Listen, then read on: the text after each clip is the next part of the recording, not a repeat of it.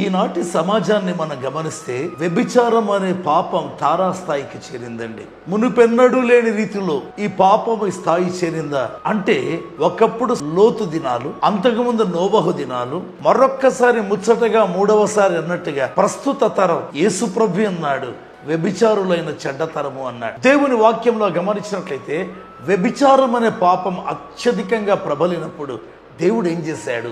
లేవికాండము 18వ అధ్యాయం 1 నుంచి 23 వచనాలు వివిధ రకములైన వ్యభిచార సంబంధమైన పాపములు కనిపిస్తాయి. అయితే దాని తరువాత 24వ వచనం నుంచి 26 వరకు దేవుడు ఏం చేశాడు రాయబడింది. మొట్టమొదట దేవుడు కనానీయులను వారి దేశముల నుండి వెళ్ళగొట్టాడు. కనానీయులు వారి స్వంత దేశాన్ని ఎందుకు పోగొట్టుకున్నారు అంటే దేవుడు కారణం వివరించాడు.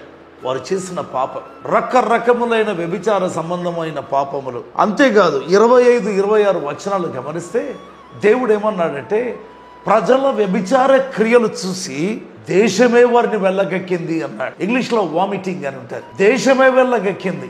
ఎందుకు? అమోరీయులు ఇంకా ఈ విధంగా 7 కనాను జాతులు వారి స్వంత దేశాన్ని, వారి స్వాస్థ్యాన్ని పోగొట్టుకున్నారు. దేవుడు వివరించాడు అని చెప్పుతూ, ఇశ్రాయేలు నీవు కూడా వారిలాగా వ్యభిచార సంబంధమైన క్రియలు చేస్తే ఈ దేశాన్ని అంటే నీ స్వాస్థ్యాన్ని నీవు కూడా పోగొట్టుకుంటావు అన్నాడు. దేవుని ప్రియబిడ్డలారా, అత్యంత వేగంగా ప్రబలుతుండే ఈ భయంకరమైన వ్యభిచార ప్రపంచంలో జాగ్రత్త.